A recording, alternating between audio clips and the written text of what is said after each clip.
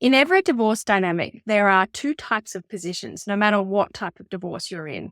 And today we're going to talk about them and how to identify which one you're actually in and how to navigate that particular position.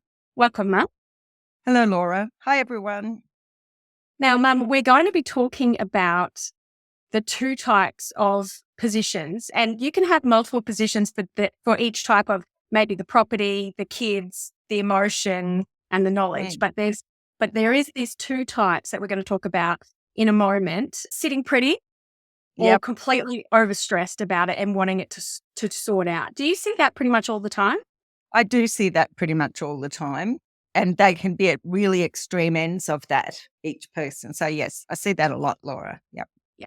And we've got great strategies for you guys today. So sit and listen, figure out which position you are in that divorce dynamic, and then take on board some of these strategies for you because this is going to be relevant to everybody. But Yep. we'll go to our jingle. Hello, I'm Laura Furiosi, divorced mother of 3, and I'm here with my mother, Lynette Galvin, with 35 years' experience in family law.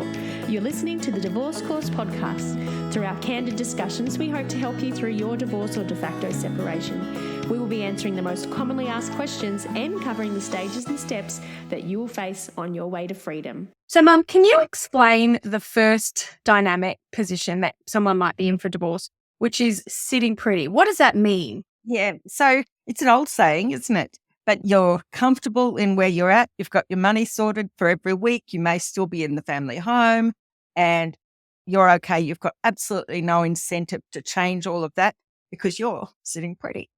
Yeah. Right. So I don't know if the people watching the divorce course or listening to the divorce course are the ones sitting pretty, because usually they're the ones that are wanting to get everything done. So if you're listening to this and you're like, actually, that is me, I'm just kind of sitting around and there's no real rush, there's no real incentive, that sounds like you. Now, the other one, Mum, is the overstressed position where Mm. we are just completely overwhelmed.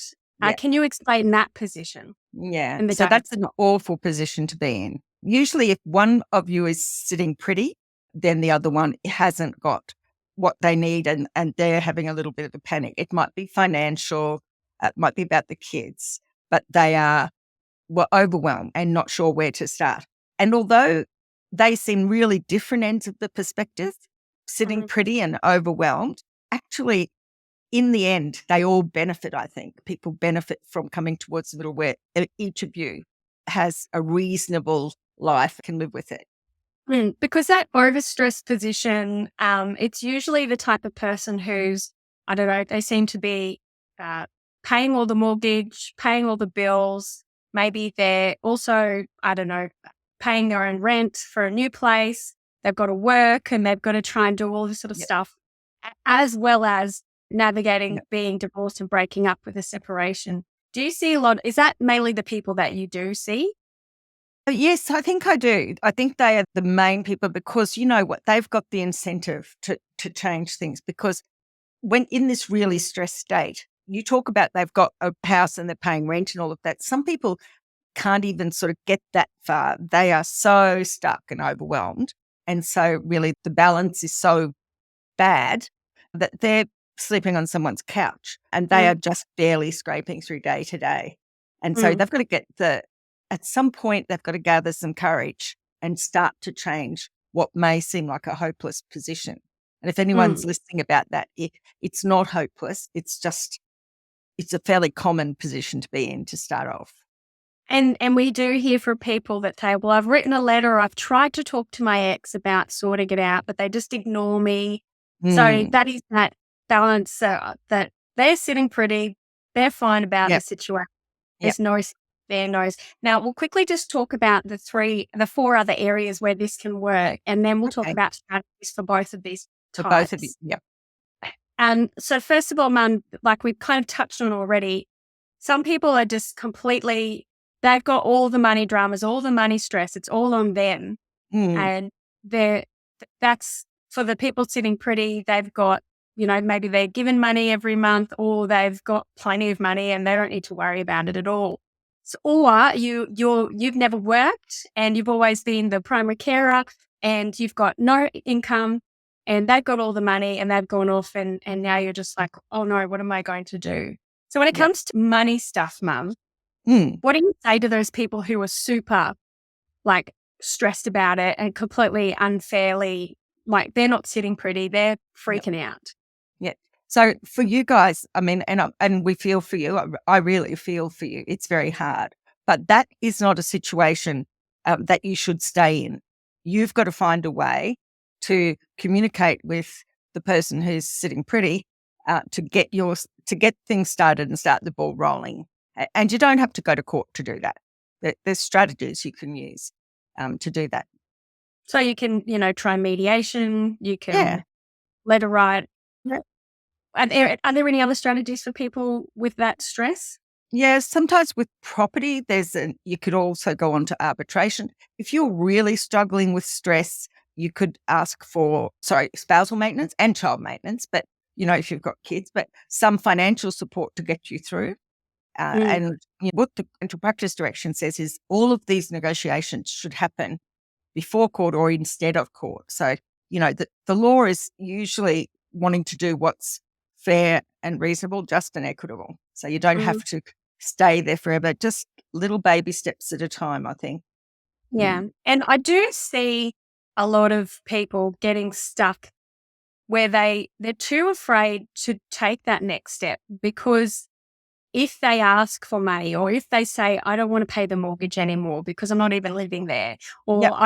I can't afford to do that, I'm trying to pay rent and bills at this place. They worry that that's going to rock the boat and there's going to be some sort of big explosion, metaphorical. What do you say to those people? I think that when someone's sitting pretty, there's like a fake sitting pretty, isn't there, Laura? We talk about that gilded cage, but the person who has everything, they're bluffing.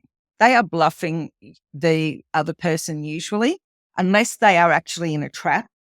But if they are saying to you, this is how it should be, don't you come to me and say that, or I'm going to get angry and, might not see the kids. And so that's kind of coercive control, isn't it? Stopping you from doing what you want to do because of a fear of what their reaction's going to be. And that can bleed in. If you're stressed about money and you're freaking out and you're not sitting pretty, but they are, and there's an unbalanced power there, that can bleed into the kids' stuff, because we've seen some people say like, oh, well, if you don't pay my mortgage, I'm not going to let you see the kids. Or, the other way is we've seen some people say, oh, if you don't drop this domestic violence order, we're going to stop giving you a car. Like there's all these they're all moves that these people, I'm not saying everyone's who's in this stressed money position is a bully, but there are two types. There's the types that are doing everything because they want to do the right thing. And then there's the type that are deliberately doing it to put the screws on to get people to settle. Yeah, I think though we're probably a bit unkind then to people who are sitting pretty. Some people have been left in the house, maybe everything's paid, and what they don't have is independence or freedom. Some people sitting pretty have all the power and all the money, and they're really, they're the ones you poor stressed lady or man has to sort of work against. But yeah, I think the sitting pretty person can be two types. And, one thing I hear a lot, Laura, is if you do whatever, I'm going 50-50 for the kids, or if you do that, you won't get a cent out of my super. So it's kind of that bullying way. And it's because I think stressed person doesn't really know their rights, and also, and the sitting pretty person who's like a butterfly caught in a trap, they may not recognize their situation, or they may feel helpless because they've got everything. What could they possibly do? On the lack of knowledge, and that is something that people need to really ramp up. And if they're listening to the podcast, then you're getting your way through that. If you have more knowledge, it's less easy for someone to make crap up and make you think it's not real. Yeah, that's right. And trick you into stuff. But and I think the other thing you touched on with the sitting pretty is, yes, there's two types as well. There's the ones that are just living the best life and they're like, well, I've got no incentive to change, so I'm just going to stay the way I am. And then you've got the other type who think everything's awesome, but it's a trap. And we've talked about the gilded cage before, where their ex pays for their rent, their ex pays for their car, as long as they stay at this place and do this for them. But what's the problem? What's the trap with doing that, Mum? Why is it a bad idea? I think that the one where you just sit tight because you've got really nothing to complain about, if you haven't got that in a final court order or an agreement, written solid agreement, that could end at any time. So maybe underneath all of that, the person who's sitting pretty, if their financial situation depends on someone else, they actually might deep down be really stressed and worried because it could all fall apart at any stage. And they're very beholden to the person who is paying things and, leaving them in the house. I think fear of the unknown for both sorts of people is the key, isn't it? It's what worries everybody. Yeah. And then I guess, so there's the kids element, and we've talked about this. If you're sitting pretty with the children's situation, there's no motivation, I guess, if they're like, oh, well, I don't really care. I get to call the shots with the kids. So there's no motivation for them to go out and create a parenting plan or create, parenting orders. What do you say to those people? Why is it probably a good idea to get a parenting plan? Yeah, I think sometimes, look, believe me, if it's not broken, you don't have to fix it. The kids are moving happily between the homes and there's no stressy transactions and negotiations at every turn. You might just be able to document it in an email and they write back and say, yep, that seems fine. And that is kind of your parenting plan, Yeah. and it's good to know. Yeah, it's good to know that, because if you start your property settlement and you say no to them, then that could become an issue, like that 50-50 with the kids. When a person knows your Achilles heel, they know what you're vulnerable about, and that can be what a person will attack. Whether you're in a golden cage or whether you're really got nothing and stressed. So I've heard you explain a way to deal with this before, Mum, and I'm hoping you can explain it again, because you were saying something along the lines of, if they do know what your Achilles heel is, and every time you agree to something, they lock that agreement in, and then they get another agreement, and they keep saying, but if you don't agree, I'm going to do this. If you don't agree, and slowly get you to agree to all of this stuff based off this one thing. So how do you explain that, and how do people stay out? I think that sometimes people are very strategic against the other person, whether you're in a gilded cage or whether you're stressed. So if a person is kind of, in our course, we talk about the personality types. If you've got someone who's manipulative and controlling, probably that, like a narcissistic type person, though we're not psychologists, their whole aim, it seems, is to get everything in their favor. So they'll get a little concession from you, whether you're stressed or whether you're in a gilded cage, and you'll go, all right, yep, that's fine. And they'll lock that in. And then they'll still keep asking for more things. And you'll find that they've got everything. By the end of it, these little, tiny little ratcheting up, they seem to have everything they want. And you're still hoping that you'll get it. So I guess it's like in a negotiation, everyone has to give something. Everyone has to give up a little something. But you've got to make sure that you're only giving up and compromising a little bit, not all of it. So one way you say to do that, Mum, is to make sure you agree to the agreement as a whole at the end. You don't agree to many parts of the agreement. That is what's happening to you.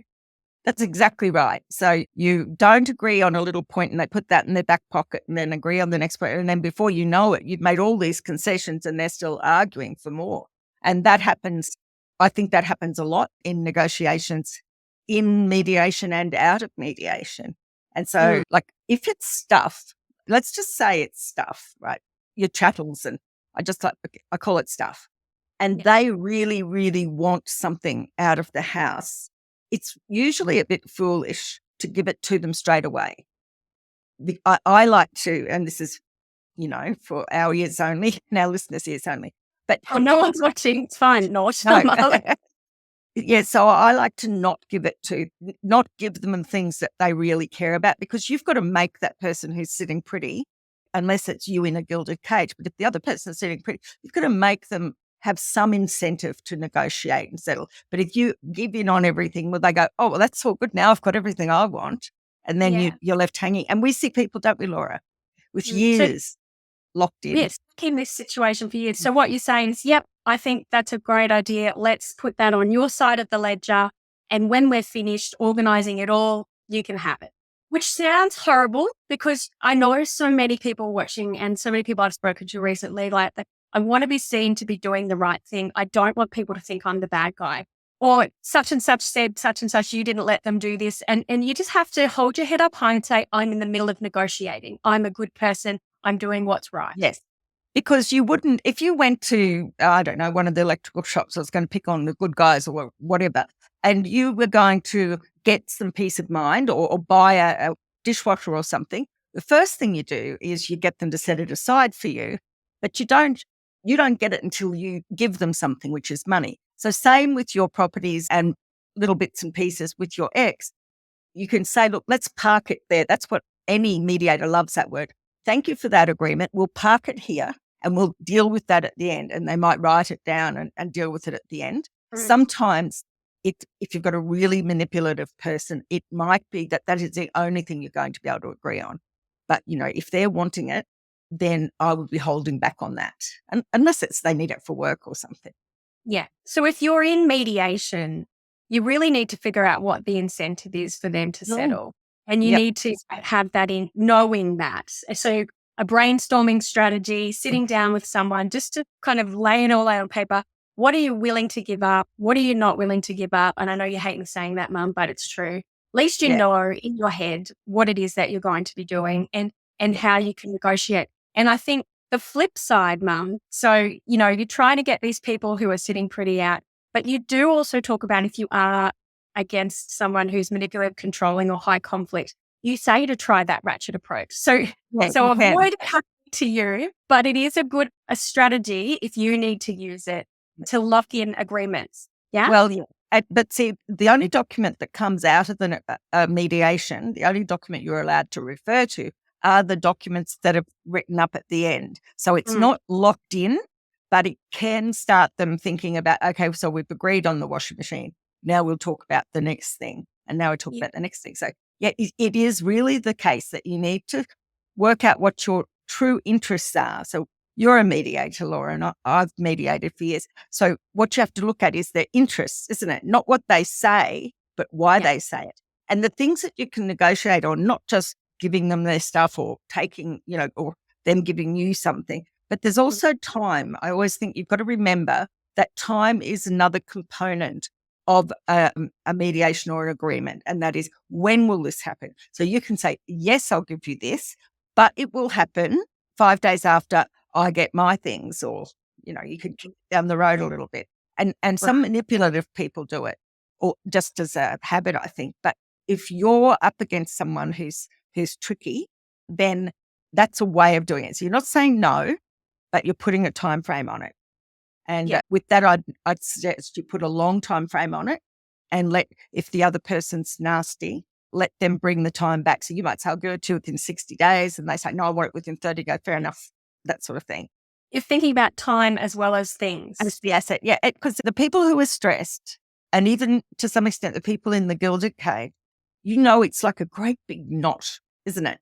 You start pulling on one end and you're trying to unravel everything. And there's the emotions, there's other people, there's the finances, there's business stuff.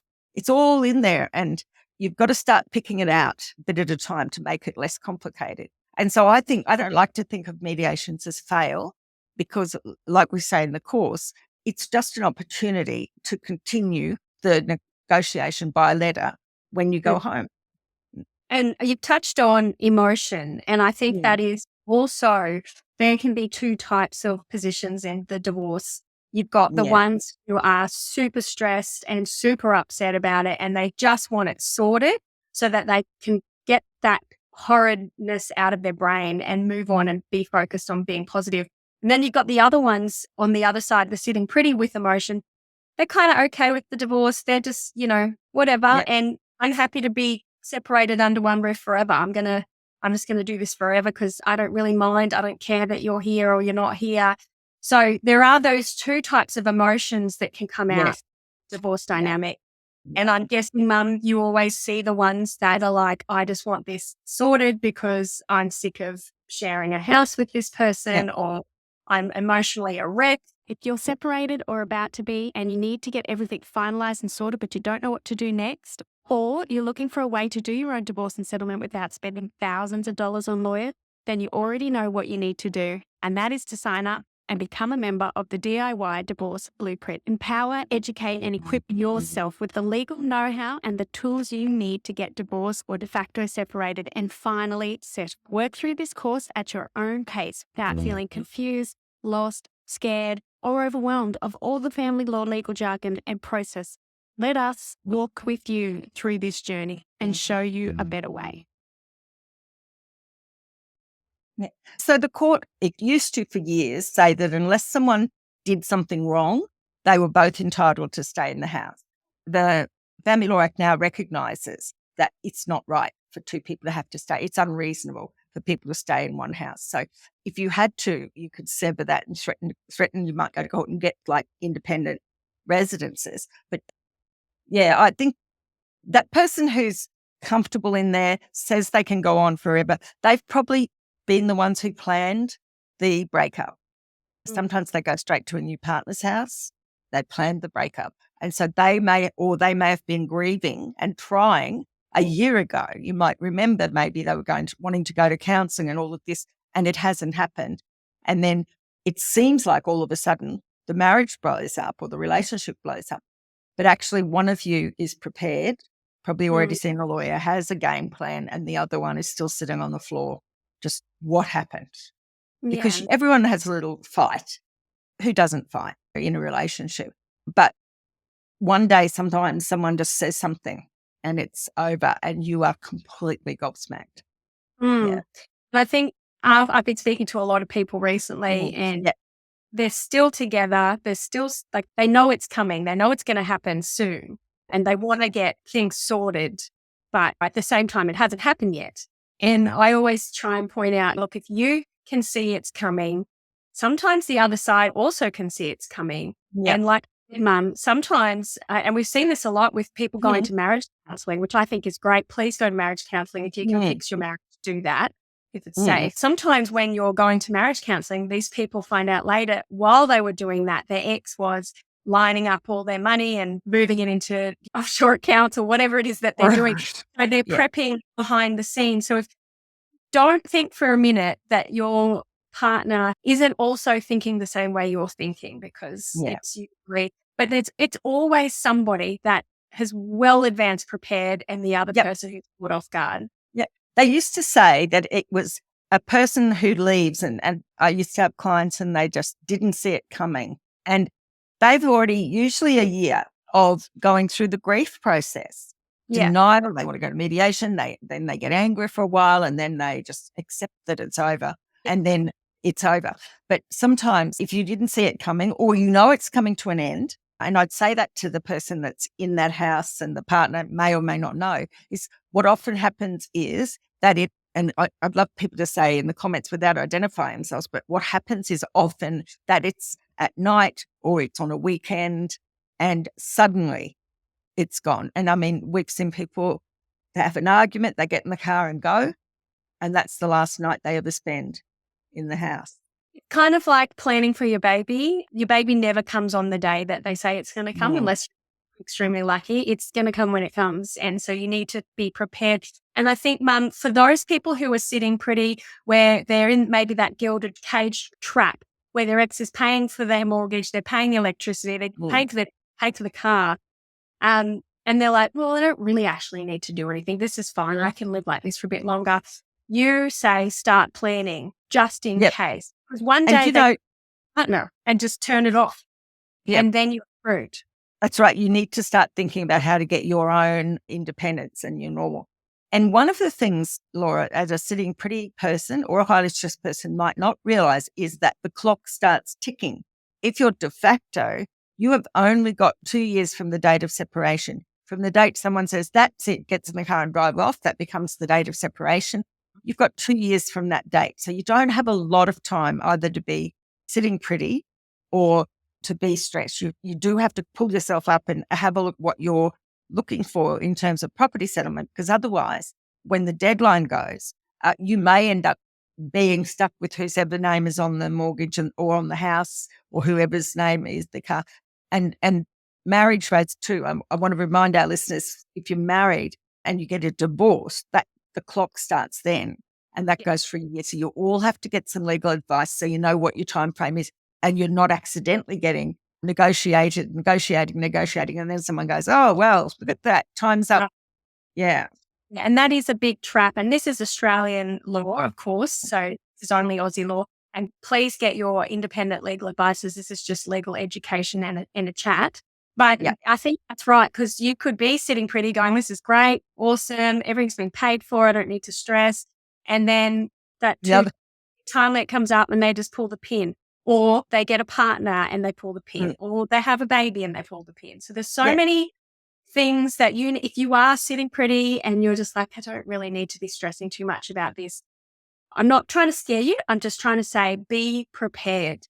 Mum, you say that the really main thing that you said is find an incentive. If those people are really stressed about money, kids, so what kind of incentives do you find?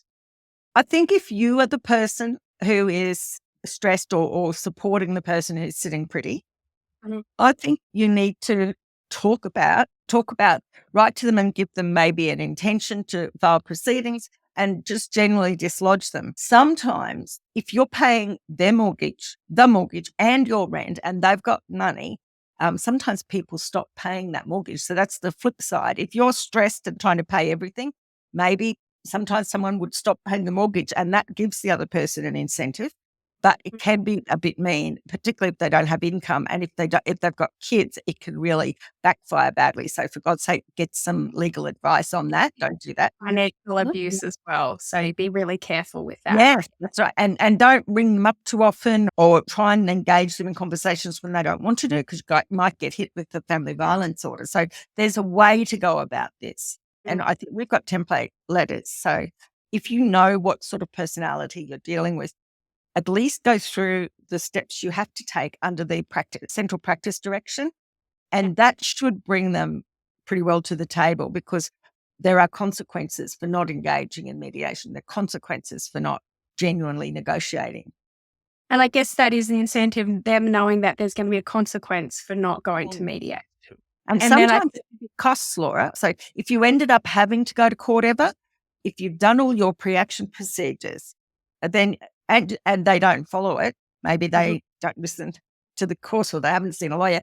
When you get to court, the court may well, and often does, slap them with a costs order against them. So they have to pay your legal fees because you're only there because that person wouldn't engage in mediation, and the court sends you back to mediation. Okay, so if you're listening today or watching today, I want you to just put everything that you're doing down, unless you're driving and unless you're holding a baby.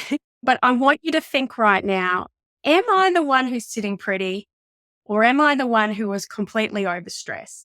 And then I want you to think about it in regards to money. Are you sitting pretty with money, or are you super overstressed with money? Are you sitting pretty with kids, or are you super stressed with kids? Are you completely over emotionally, or are you just completely fine with that? Or are you also stressing out because you don't have the knowledge, or are you completely fine because you're like all over it, you've seen a lawyer, you know exactly what you're doing? Those are the areas that you can really work on, and you can flip the scales or move the scales. So if you are the one who is super stressed about kids or money, you can move that scale by learning about it yourself, by getting some independent legal advice and starting it going. It's a bit like divorce limbo, Mum. And we've got a great episode on divorce limbo that you can go and listen to. But if you get stuck in this limbo of just keeping on, we get it, because you've still got to work, you've still got to take the kids to school, you've still got to do the groceries, you've still got to clean the house. Like, your life keeps going, but you've just got this thing hanging over your head that has not been sorted. And you need just literally identifying which area it is you need to work on and push and find some incentives to push it to a conclusion. Because I've never seen anyone ever in my 36 years odd who was not happy to get it all finished. It's like walking out into sunshine. So that's your incentive, that I want to get the other side of this so I can live my life without shadow over me. And I Yeah. think I do think the gilded cage people, the sitting pretty people, even if you've got everything and you say, I think deep down there's this gnawing fear about what would happen if the other person starts agitating. So I think it's in everyone's interest, and especially if there's kids. Dragging the dispute out is really bad for kids. Not that you're doing it on purpose, Laura. You get stuck and you can ignore it because you're getting into your day to day. But really, everyone will be better off, I think, if you can sort it out. Well, I did see someone saying the other day, oh, we're going to just stay separated under one roof until the kids are old enough. But then they were asking for mental health tips for children. And you really do need to understand that the kids pick up on this they're smart. You don't have to, well, I mean, it's a good idea and there's ways to tell the kids that you're getting separated, but kids pick up on this stuff really quickly. And they know what's going on. And if you keep living that kind of lie and that kind of, they're going to have a really warped understanding of what love is. They're going to have a really horrible feeling around them. And I do hear people saying, oh, but I want the kids to stay in the house so they've got stability. There's no stability in a house of two people who no longer love each other. And sometimes moving into a small apartment for kids is like the same things you said, Mum, walking into a ray of sunshine because there's freedom, there's no heaviness there. It's light and love again, and they can see that you're happy and they can see Dad's happy, or, they can see both parents are happy now and they will feel better. Whilst you feel like you're uprooting them and it's ruining them. And if you speak to kids who've gone through divorce, a lot of them say they wish their parents, if they were separated under one roof, had sorted it out sooner, because the longer a divorce drags on, the more harm it is for the kids. And you think about, you bring the little baby home, right? Little newborn, and they're a toddler. By about 3, they are very good at reading your mood and the other parent's mood, because they depend on you two. So they're very aware of moods and behaviors. So from 3 years old until about 14, when they can start to see themselves as separate. So that's 11 years. That's all the childhood they really have. So if you fight for 3 years, or if you stay together under one roof for the majority of that, maybe blighting their childhood and making their childhood miserable, because even if you think you're hiding it, like you said, Laura, the kids know you, and they're often, like the teenage kids are often more astute at picking things up than you do. We're not judging. Dynamic is really important for you to just be aware of. Which one are you in? Are you the sitting pretty one, or are you the overstressed one? If you are the overstressed one, get cracking, get on it, get moving, make your life better. And if you're the sitting pretty person who everything's just been looked after and you don't need to stress, just be aware that there could be a cliff coming up and you need to have a parachute ready to rock, because you don't want to end up surprised or everything just falls apart one day and you've now got to do everything and fast forward to get yourself in a safe and healthy situation. Mum, is there anything you wanted to add on to that for those people who maybe who want to push for mediation? They want to get into mediation and they're hoping for the best, that's going to help. Any tips? Yeah, I think that the way that the system is set up now, where there's a real strength push towards mediation, you need to get the other person out of their comfort zone, but you in a way are in a comfort zone, because if you're not doing anything about it and you're stressed, that's a state that you need to try to pull yourself out of. And it's all very well for me to say that, and I've been there, but it's a thing you need to do.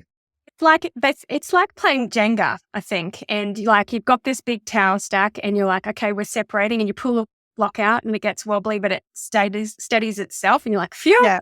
And then you're like, okay, well, I need to move out and move somewhere else. So you pull another block out and it wobbles and you're like, oh, it didn't fall over, phew. And then you've got to pull another block out because you don't want to have to pay the mortgage, but you're too scared. What if it all falls down? Or, so you do have to steady yourself and do it bit by bit and get yourself out of the situation. Because I do that. There's a lot of people stuck with these Jenga towers. They're afraid to do anything else because they're worried the tower's going to topple. But Mum, the tower never topples, does it? It's just part of the divorce. Yeah, I reckon the delay, if you do delay, you're just putting off the inevitable and sometimes making it a bit more expensive to go through disclosure and stuff. Mm. But look, it's very hard to just do it. So no judgments, particularly if you've been in an abusive relationship of some sort or some sort of controlling relationship. It takes a lot. Look after yourself, do some nice things for yourself, and then just take baby steps, I think. Yeah. Yeah. And I think, as you guys all know, we've got our divorce course blueprint available at the moment. You can jump on our website, thedivorcecourse.com.au, and you can actually enroll. And we've got, what are we up to? I think we've got 7 days left of enrollment. So if you're interested, and we literally will walk you through those steps and help you, whether you're sitting pretty person or you're the one who's completely stressing out because you're doing everything. Don't worry, we can walk you through the process. And we can show you how to incentivize the other party to get involved. We can show you ways to leverage those types of personalities, whether they're avoidant, amicable, manipulative, controlling, or high conflict. There are ways to fix these things. And we have seen so many of our members go through this on either side of this divorce dynamic, whether they're the sitting pretty or whether they're the super stressed. And we've seen them come out the other end in their new life. It is it's a great feeling, isn't it, Mum? To see these people get, and you can too. So we wish you all the best. If you're in this, it is a really good dynamic to be aware of and to make sure that you don't just stay stuck in that dynamic, because it's not good for either side to be in this. So you need to fix the scales and you need to keep ripping that Band-Aid off and keep doing the work to get yourself out. Yeah, you're right, Laura. That idea of ripping the Band-Aid off is I used to say, you can do it 2 ways. One is to rip it off and the other way is one hair at a time. If you've been listening to us, there's lots of information that we've given you. So if you've been listening to us and you do the course, then it goes much more in depth and it's all collated and you get to see a path. There's a proven path that people follow. Hundreds and hundreds of people have done it with our course. And you get out the other end and saving usually a small fortune in legal fees, but getting your outcome at the end. Saving your mental health. Yes. So, and we're very up to date in it. We did all of the new laws that came in May of this year. And I tell you how to use the pre-action procedures. So, yeah, it is lovely. It's better than seeing clients one at a time. Being able to help hundreds of people at once is great. Yeah. And Mum has mentioned the central practice directions a few times. So whilst it's also in our course, I'll put a link to that in the show notes as well. I think we might have done an episode on central practice directions. So if you have, I'll pop that in as well. You can listen to that. Thank you, Mum, so much for your time. And thank you to everybody. Feel free to comment below on any other topic ideas you've got, or you can email us at the Divorce Course podcast@gmail.com. And as well as that, we have Patreon. If you'd like to join us on Patreon, Mum does Cases Explained, and we usually have little worksheets that go with episodes like this, just to, help add an extension to what we've discussed today. And that's not very expensive, is it, Laura? $10, I think. $10 a month. So wishing you all the best and get out of that divorce dynamic right now. That's my takeaway today. Thank you, Mum. That's great. Bye-bye. Bye-bye, everyone. If you found this podcast helpful, we'd love it if you could rate, review and subscribe. By doing so, you are spreading the word to help someone else just like you.